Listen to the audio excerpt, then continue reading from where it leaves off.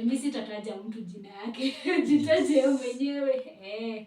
Hakuna mtu mwenye hapo ni mtoto. Yes. Okay, hello everyone. I am Bruce, potential father to many.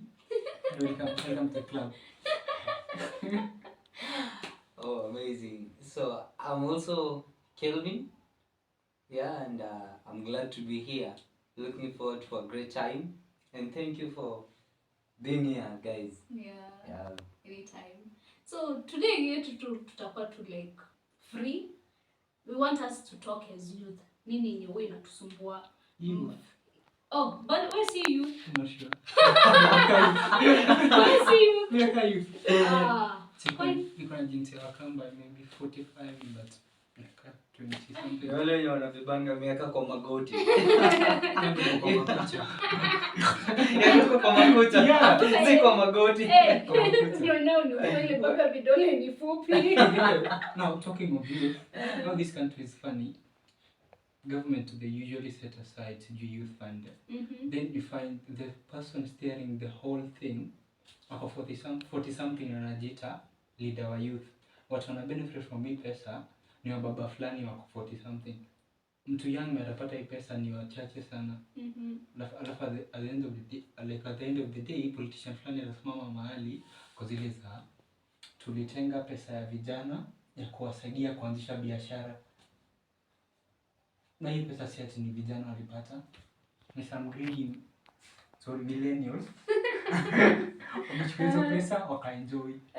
Alafu one funny thing, the whole thing inaitwa youth fund. Na hakuna youth hata mmoja amebenefit. But then my benefits from youth fund. Mimi hata mimi ndio nimesikia for the first time kuna youth fund. Okay, inafaa kusaidia nini? Help, inafaa kusaidia kulipa, kuanzisha biashara. I've never heard of it. What they usually say with this kama youth fund na women fund, they're supposed to help women do like empower them financially in terms of they're supposed to use this money as capital to do businesses or to be economically active in any way they see possible. Ni kama when they came up with the hustler fund. Kuna sema ni pesa ya mama mboga, baba piki boda and whatever. They're supposed just to make the money flowing the economy, to make like the economy active. But at the end of the day, hizo pesa zinarudi kwa mfuko ya some people. The same way, tunaitaga big countries then kuna leaders, kuna very few leaders. Wengine ni crook business persons wanajiita politicians. Hakuna nikujiwe. Actually, kuna jinsi za Kisomali za walipo. Now, mtu ametengea pesa ya CDF.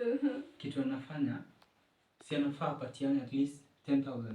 Unapata anapatia mtoto wa high school kila mtu 3,000. Zile 7 zimebaki anaziweka mahali inamsaidia mwenyewe. Wewe niambia, wewe ni MCA wa some village huko maybe Elgeyo Marakwet na unaishi Nairobi. Unafanya nini Nairobi? So you're supposed to represent your people in development programs. Unafanya nini Nairobi? Wewe ni MP wa huko Turkana North. Unafanya nini Nairobi? Time hauna shughuli kama proceedings za parliament. Unafanya nini huko? Then there's some politicians. Hakuna siku utasikia akiongea parliament. Hakuna bila atachangia. But ukisema vote yes this one, ana vote. Unashangaa how? Hujasoma tagi na usha vote yes. Kama time ya finance bill. Kuna watu hawajawahi soma, they don't know anything about finance bill. Hakuna kureject yes. Wakisema sijui wanasemaga as many as opinions say sijui nay, unasikia they shout. Waliza hapo wanakula zile mchele tuliendea parliament. By the way, talking of it, maybe ni mimi sijui. By the way, unajua ni governor wa Elgeyo Marakwet anaitwa nani? Mimi sijamsikia. Kuna county inaitwa Elgeyo Marakwet. For real, there is. There is in Kenya kunayo. That's well. Elgeyo iko. No, kuna governor. Si a constituency hiyo. No, it's a whole county. It's a whole county. Jesus, okay. No, it seems to know a lot about it. Yeah, but of course, I feel the problem we have with our leaders is some of them, I feel like leadership is more of a burden. That the moment you're given, you're not just given to lead people. You're supposed to take responsibility. And of course, I feel like sometimes responsibility in pale place in you say, you take an action, like responsibility actually comes from two words. Response and ability. Responsibility. That you respond to a situation and change it positively. That the moment there is a problem, you just respond to it and change it positively. But literally, I feel, I don't know, but wait, we have response with ability. Yes, we have response and ability. So you want to mean like in our country, our leaders wanakuwa nayo kupatia responsibility kuna ability. Well, ability kuna wacha. But honestly, you see, the thing is, you have the power, but it's within your choice to decide what to do with the power. So I guess is a place where they don't literally use the power right. Because they have the power to make those funds rest on the youths and benefit them. Lakini sasa wana decide tu hapana, watapatia labda hata his uncle or his relative mwenye ako 45 a millennium. Na nacha tu unakuta kuna youth mwenye ako depressed somewhere manze mpaka anajihang na si eti nini. Bidhi kuna wakati nimeattend meeting fulani tulikuanga nayo mahali ya my youths. Sijui kama nitakujua mimi sina jinsi za Kiislamu so sita walikuwa lakini ni sawa mtini kujua ni sawa. So, but this guy had written 3 proposals. But the bad thing about it is that he wrote 3 proposals and the 3 proposals that he wrote yeye alipeleka idea, sell it to the government. Actually ya kupanda maua kwa roundabout. By then Kenya kuko kumepandwa maua kwa roundabout. Do you know what happened? Somebody took the idea, initiated it without him. They just stole his idea. Imagine 3 different ideas guy came up with, wrote a good proposal, presented. The chance that the youth is supposed to be given, he wasn't. Somebody else who is old again took the opportunity, got the idea, took the contract, did the work. Oh, talking of it, maybe we can just share our experiences. Umeikuwa in a situation where umeshare your idea and just because you're a youth, ikachukuliwa and you never got the credit and then unaketi chini unasema wow, like there goes my idea and it's generating a lot of income and people gonna say like you mean that is what I would have been getting, and by the end of the day like una turn up to be depressed and unashanga like was it worth it? Maybe we can just share our experience. Have you ever been in such a situation? Now, recently, last year, I think November, before then I was anatachi. So organization nilikuwa na work, wakaamua kunitaka. Nilifanya kelele kwa hiyo ofisi, alumni of Alex, nilifanya vitu zangu za AI. Sasa nikajuaje, najua kutumia hizi tools. So I decided to share access to those tools to those guys na nikawafunza kuitumia. So kitu ili happen afterwards, bali yako ilishuka. Tumetuonyesha Kenya unajua, we can do it without you. So kitu ili happen, wakachukua that idea, waka-implement in different departments, shuka acho hapo uzubai, kupatia some peanuts. So ni atachi, unajua nini? Kazi yako ni kukula peanuts na kuwa serve chai. Ngoja, kwani walikuwa wanajua? Hapo wanajua. Na basi mbona wanajifanya sasa mtu anajua? See, you know, unakuwa na watu wako na mentality ya wako entitled to the corporate world. Like how ndo wajuaji. Ushapatana na secretary mwenye ni Madam Noito. Umesoma kufanya maybe kutumia Excel ndio? Anakupatia kazi but because wewe unatumia method hajazoea, anakuja kukusupervise anakuambia hapana, unafinya C, TRL, you control C na whatever. Mimi nafanyanga hivi, nafaa ufanye hivi. Mwangalia, unaacha hapo ablab, akimaliza juu mali nilikuwa nakaa, nilikuwa nimejaa majenzi, anafunga tu mlango hivyo nasikia. Shida hiyo mama ni nini? Na mtu anaitwa mama si ati ni mama, but because ana behave kama one, unamwita tu mama. Juwezi kuja hapa kama ka control freak, you're trying to tell me how to do what I know how to do. kama hujazoea vile mimi nafanya, kanyaga. I can do it. Kama if you think I cannot do it, but mtu mwingine kwanza at that time nilikuwa tati. Hakuna mahali tumesign contract ndio. Sawa, kanyaga kubwa kubwa. Kwanza kazi unanipatia, hakuna mahali imeandikwa, hakuna mahali correlated na what I studied back in high school. Unanifanyisha kazi za secretary na bado unanikazia kanyaga. Sipendi ufala mimi. Kanyaga. So for you, what you feel ni kama walikudevalue? Actually, mimi hata hawakunidevalue because at the end of the day, watu nilifunza kutumia tools, I think ni watatu walielewa the whole thing. Wengine walikuanga tu hapo, they don't take it serious. So walikuanga, as much as I taught them, si wote walikuanga wanasikia. Wengine walikuwa unamfunza na amekuja na mentality ya kaka atatika na kafiti, hebu kaka seduce. Unakuja amejivaa funny. Unakaangalia. So before nitoke that organization, they confront mmoja.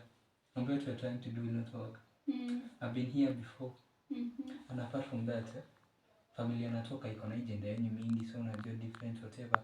So fanya hivi, jiheshimu. So after kumwambia hivyo tukakosana.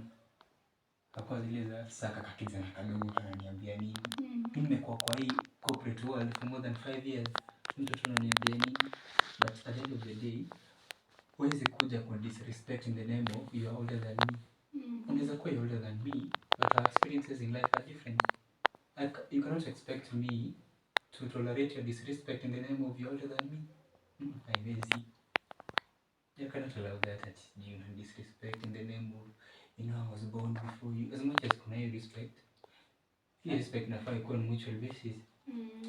And actually, maturity is not defined by age. That's the problem.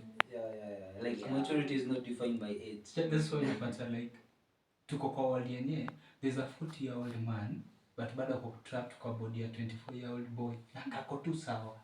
Anajiita a man na kitambia yake and stuff. But akifungua tu mdomo hivi, mse bado anaongea kama kijana fulani kwa campus. Wewe unakula kwa kijana and stuff.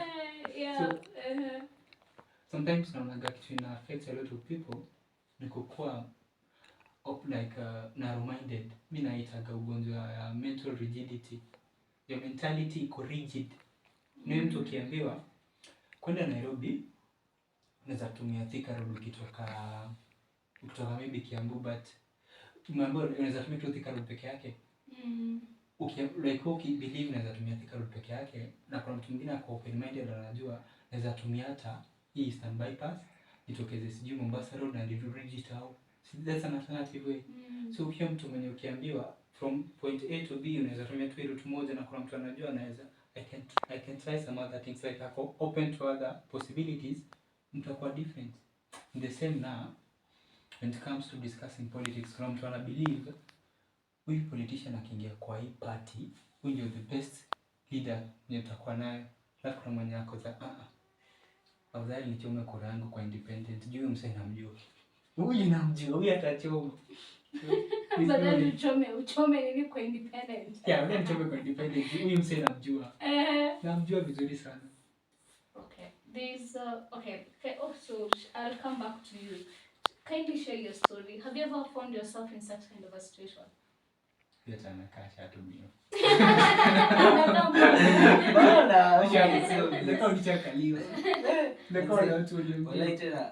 Yeah, that's real. Like, office. For real, like in my previous employment, I hope boss at watch pia.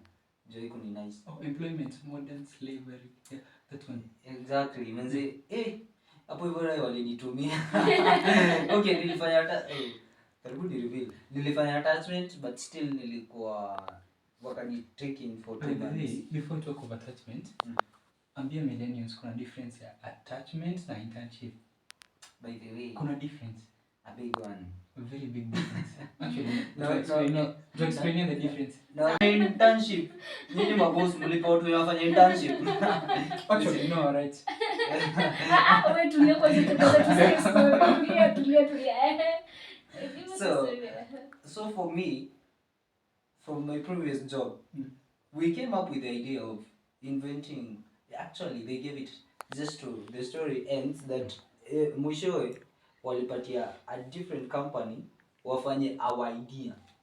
what we developed. Actually we developed it to the last stage. Nimefanya it so kitu tulifanya, we started co-create in your fingerprint. Your registration. Biometric, the biometric thing. Yeah, the other one where ilikuwa inatumika in that company, it was an old version.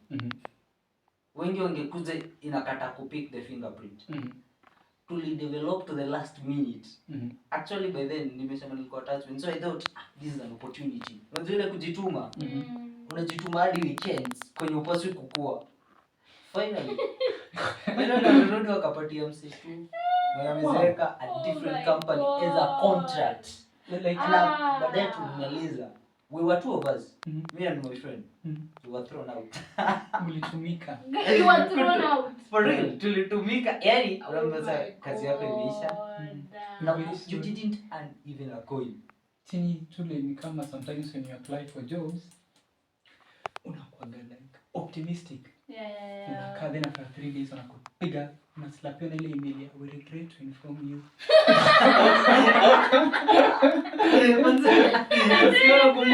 Ulidungia sote.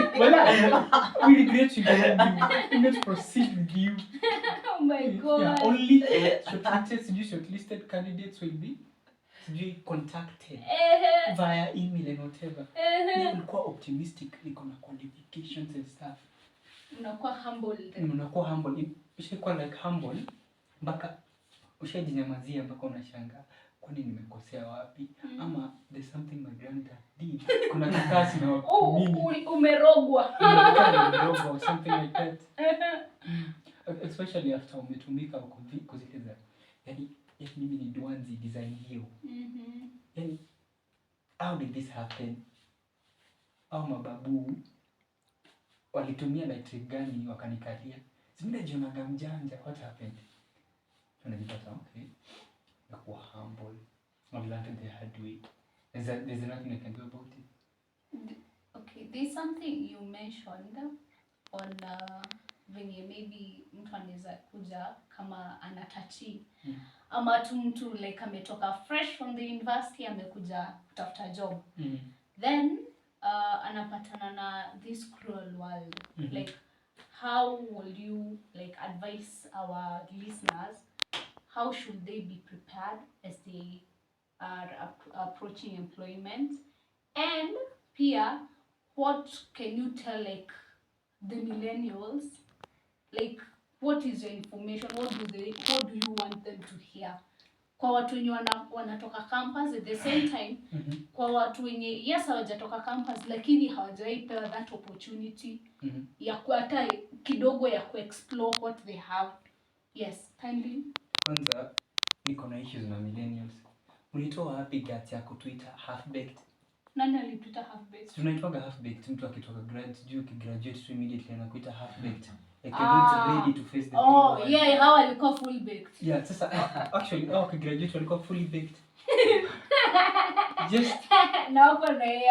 Just because sina hiyo experience uko nayo. Haikupatii right ya kuniita half baked. Actually in our times sisi tukigraduate, actually we have a lot of added advantage. As a graduate out there, unaweza kuwa you've done your degree, but hapa there are a number of professional courses zenye utafanya zenye ziko na tangible skills.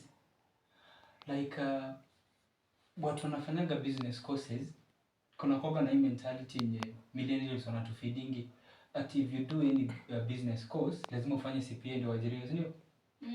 Yeah, sasa let's say nimefanya supply chain management. Nafanya CPA kazi gani? I don't have any business to do with becoming a certified public accountant. I want to be a procurement officer. Procurement officer anafanya nini knowledge ya financial accounting? Why should I do? So to some extent, they should try to understand that anaweza kuwa yes amegraduate with a degree, but akona other skills zenye ziko tangible. Actually in our time unapata there are a lot of technologies siku hizi. Anaweza kuwa yes akona degree, apart from that degree ako super good at using a specific software yenye inatumikaga kwa that organization. Let's say amefanya supply chain management alafu akalan kutumia tool yenye inatumika ku manage the supply chain itself. So that's an advantage plus. So to some extent they should develop mentality ya unaweza kuwa kuna degree yes, but hii time yao siku hizi kuna a lot of tech and whatever, maybe akona something else to offer. Like nowadays kuna kuna kitu inaitwa artificial intelligence skills. Artificial intelligence skills unapata ina involve a lot of things. Ina involve maybe kutumia a specific tool ku automate maybe mundane or routine tasks za organization. But mtu anajua, mtu akona AI skills at the end of the day ako more productive compared na mtu mwenye ana hizo skills completely, like compared na mtu mwenye ako tu na degree.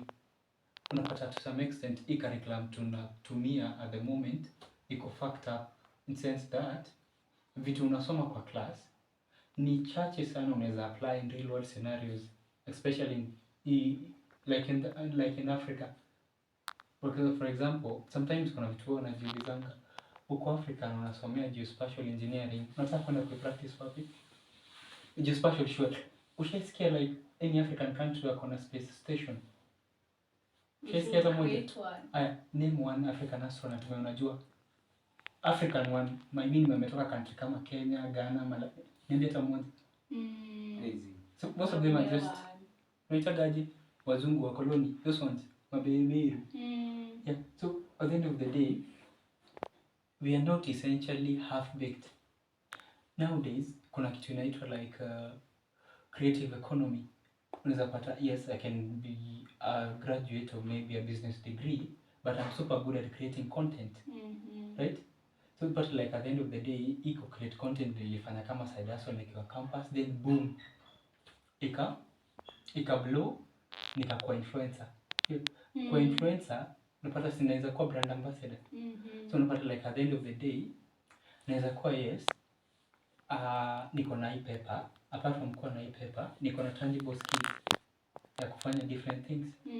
Yeah, so hii mambo ya kutreat like people at the end of the day like kwenye hawana thamani just because they don't have the exposure that you people have doesn't make sense.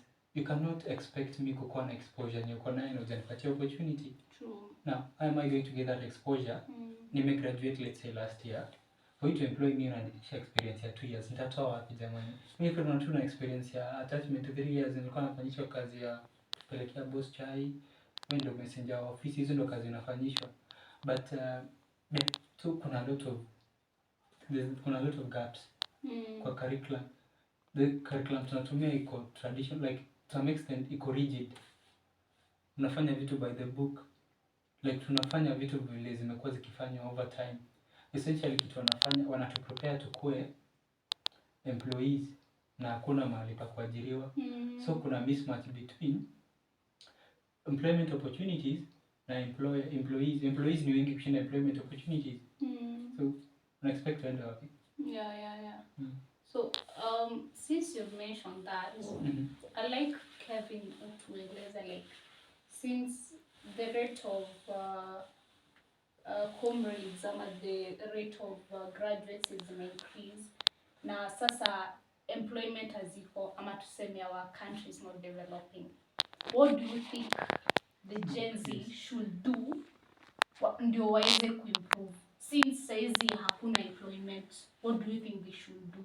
At the same time, do you think hata kama wanashinda kusema hawapei opportunity, is it just experience yenye hawana ama pia hawanasahau kufocus on themselves rather than just criticizing the government na kujaribu criticize the environment around them? Kindly to say those two questions. Oh, amazing. So first of all, I'll also like to talk about what my brothers also mentioned, and then I'll answer the question. Okay. Just to add up, I feel it's also important for the millennials or the people who have gone ahead of us to understand that sometimes tumetoka shule juzi and then unapata wanaitisha 10 years, 15 years experience. It's like in short they're telling us there is no opportunity for you. Honestly. Because if you try to calculate, majority of the people wakimaliza wanamaliza for 18 years, right? Watu wengi 4 years in campus. Wende mo university upige 7. Of course some wende certain campuses. Certain campuses ambaye it extend your line. and by the time you're finishing, you're 22. So meaning, if they write 22. yes 22. 22 or 22 years. 22 kind of like normal campus. Yeah. Utatoka na 30 na mtoto Yeah, mmoja. so sometimes una graduate na certificate mbili, si ndio? Unapatiwa ya shule alafu unatoka na marriage certificate. Ndio hata ni 3 na ya kabebi, unajua ka birth certificate. Kabebi iko tu mmoja kwa sababu you never know, wanaweza toka twins. Actually, to add on what I was talking about before, it's high time sasa to they could develop a different kind of mentality around employment. You're not necessarily learning to get employed. You can learn and use what you learn to make money passively. You don't have to get employed. Yeah. You can use the skills that you learned in maybe school to start your own thing. Make yourself stand first, then seek help. So no, like wakikuja, wacha waone what you can give. Like have something that you can negotiate on. Show your value. Wakikuja hata wakijaribu ku steal an idea, it will take them years and years and years to crack that puzzle or to get to where you are. A good example is Safaricom. Mtu akitaka kuiba idea Safaricom, like who they are, atafikiria twice. Because Safaricom itself, it's a huge company. So before uanze kuanza from scratch ndio ufikie Safaricom, you will take long. So long. And I'm sure kama for example, your idea, kama kungekuwa na some puzzle enye au mko mmeonyesha enye ingekuwa lazima mkue, naona ingewa nini inaitwaje, haingechukuliwa. Then another thing is make sure they know, naona before you sell to them the nini, go with your person and then mtengeneze kama niwe peke yako tengeneza. And before you sign before you show them or share the idea, this is something I wish every Gen Z knew. It will blow your mind. Contracts. Not the contracts. Contracts are very, very essential. Do you know why? Ukienda kama kwa sponsor, before mwanze kuongea kama this person is very influential na kuna do, the first thing for you just to protect yourself, just go with a document, sign first. Mesasa, I trust you, I need, but for the sake of me and okay, who, like for the sake of what I have, please sign this. So, e-contract you're talking about is something like an NDA. Yes, like comes with something. Ndio time unaenda kotini, akijaribu kuimplement that naombe excuse me sir. Ama unaenda tu kotini. Excuse me. You're trying to launch her business, and in this contract I told you this and this and this will be this idea. So ukienda kunini hata kama itakuwa imefika hapo, trust you me, you'll have a share of that company because it was stated there. That was the idea. So Gen Z, please, kama kuna kitu I think saizi hatujui, contracts. Yeah, that's important. Contracts. Very important. Don't get to any employment without contract. You kitu ni fuck up. And actually it's important also. Read through the contract. Yes. Don't just sign. Don't just sign. Yeah.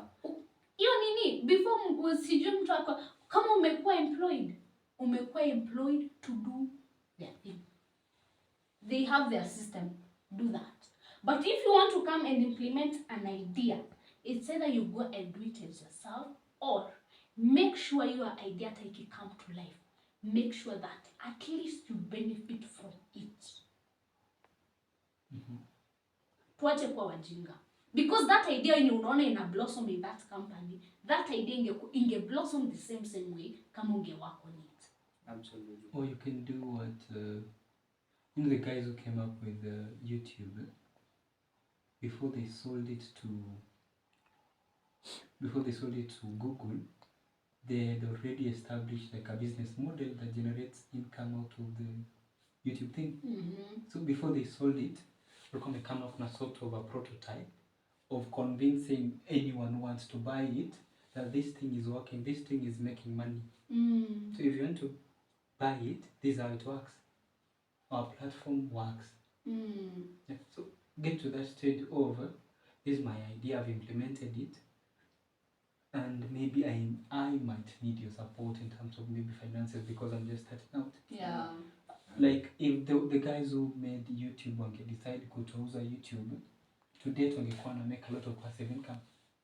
But because they decided to sell it maybe because of they were not maybe comfortable going forward with it, wakauza, they no longer make the passive sort of income. Maybe unless wali invest kwingine. Yeah. True. So it's kind of risky when it comes to like taking your idea from stage ya kwanza to life. Yeah, true. Because up in between, if you make a stupid sort of decision, it will haunt you the rest of your life. True. And there's this thing unapata, especially in Africa, most people don't understand if it was easy laws, a contract, intellectual, they don't. Like people usually think vitu kama patent or right, unaweza kuwa na right, unaweza patent right ya vitu fani kama brand. See, our former deputy president alikuwa patent kale kajina kake. Yeah. So it's a lot more than that. Kuna professions inafaa like watu like wakae chini wa understand that hilo yenye mnasemaga mnaelewa, what do you really understand when it comes to, let's say, a business, how to implement it? What do you understand about a business model apart from what you learned in a classroom setting? Yeah, true. And also, I feel it's important also to mention that when it comes for you to decide who you're going to share with, there are two things that you really need to consider: the willingness and the ability. Yeah, before you share with the person the idea, there are people who are really willing, but of course companies doesn't grow because of sympathy. Yeah, true. It grows because of the ability. So it's important to focus on also not the only person who is willing. Is he able to do anything? Is he able to bring value to your company? Because it's not sympathy that will make what you want to start. Yeah. Is the ability. So it's important also to consider who are those that have the ability, and those who have ability, are they willing? You get it? Yeah. So because you can have a person who has the ability but is not willing. Or maybe they don't have the framework that will facilitate implementation of a business model, business idea. Yeah. But I also feel it's important to mention that also it's very important for you to have people who you speak the same language when it comes to company. People who you have the same focus, like this is where I'm heading to, this is what I'm doing. If you're doing something different, we can't work together. Like we share to them some sort of a vision map. Exactly. And they are also committed and they have already buy the vision. Honestly, I feel it's important. Combine yourselves like 3 or 4 and then just start something. Forget about the rest. Like just as she mentioned that you really need to stand. You need to have stability. Have stability first and then share it. Yes. So I feel it's important also that, just start. Start where you are. Yeah. Take your friends, start where you are, and of course, create a real document, create a vision, create a mission, have a clear vision. At least don't just come and then you're given an opportunity maybe to present what you're supposed to do, and then you start hitting around the bush. It's like you don't have a vision, you don't have a mission until the investors are like, please, bro, that's where like get out of here. It's true. Yeah. That's why I think that if a GenZ wants to be a business entrepreneur, there are a number of skills they need to learn. Like at the end of the day, how are you going to present your idea to an investor? You have to learn how to do a business pitch. Business pitch is essentially you trying to communicate the value of your idea that maybe your investor will get out of it. True. To learn to have a lot of when it comes to business, there are a number of things that you need to learn how to do. You need to learn about a number of policies and how to generally communication is super important when it comes to business. Very. And of course, literally, also it's very important, as she mentioned, that have a certain wisdom that you can be able to draw a clear picture of what you really want to do, but not the full picture. You just draw a picture, but they cannot implement. As she mentioned, we have people, they have been trying to create the same company like Coca-Cola, they sold out for Coca-Cola. But you find it's we have a clear picture of what really they we have a picture of what they really combine, but it doesn't really get the quantities, I think. Yes, I believe so. Yeah. So it's very important that you can be able to tell them, I'm going to create Coca-Cola, but you doesn't really give them the quantity. So like what you're trying to say Because is when you're selling an idea, sell the dummy idea, Yes, the prototype. yeah. Don't know the real thing. Yes, Exactly. Because you know, it's also important that we also remember we are living in a generation that of course they can buy your idea and you will not benefit from it. You will go to court in as much as you have the evidence. The lawyers, you know, they learn to become professional liars. So of course they will come in front of court with all the witnesses.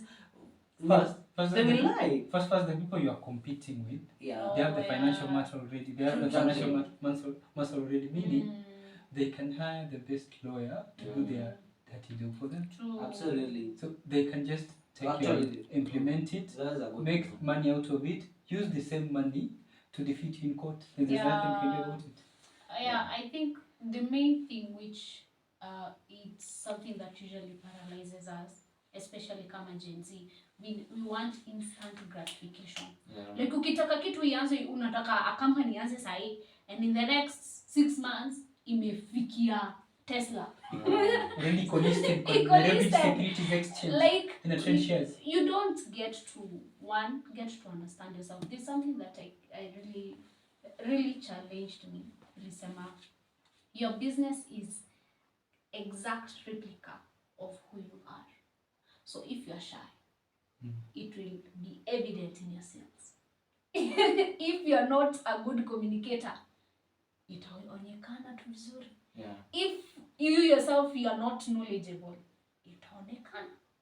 So, and hapo kwanza kwa getting to know who to share your ideas with. This is dedicated, and this idea came from Mr. Mvuse Thembakwaya. Salute sir. Alisema how to choose people who will work with you. The art of 3, 12, and 72. 3, 12, and 72. Please get to learn this. Hii ni tactic yenye in the Bible na watu wajai crack. Na he was able to crack it. Like in business, kama venye Yesu alikuwa na the 3 when they were so close to him. Like walikuwa so dear to him. And naturally they were the 3 people wenye walipitia mateso vibaya. James alikatwa kichwa. Peter aliwa upside down. John mwenye aliitwa the best friend of Jesus alikuwa kwa mafuta moto. These people ndio wenye walienda naye time walikuwa wanaenda sijui time ya transfiguration, wakienda sijui wapi, walikuwa wanaenda the 3. Because how ndio watu wenye they can experience you during your high time and low. These are the people you can cry with. These are the people unajua hata nini time kama time ya Moses, they will hold my hand even when I'm not able to maintain it there. They will be the ones who will support me. Do you have the 3? The 3 in business are the ones you're supposed to share the full idea with. That means you trust them in such a way, unajua hata ukimpea gun, they cannot shoot you. Those are the 3. And if you don't have the 3, kwanza 1. Before uanze kunini, jiassess wewe mwenyewe. Maybe even you're not somebody, you're not trustworthy, you're self-awareness. We talked about that jana. Get to understand kama wewe mwenyewe if you are trusted. Then after the 3, get to like share the full idea. Time business iko chini, tell them. Time business, like when you feel the pressure, kwa nini the 3 mnaezalia pamoja, mnaweza like you have that close friend. These 3 ndio hata bado mnaweza invite during a party ama nini. Hata kama itafika mahali mdivert, bado they can come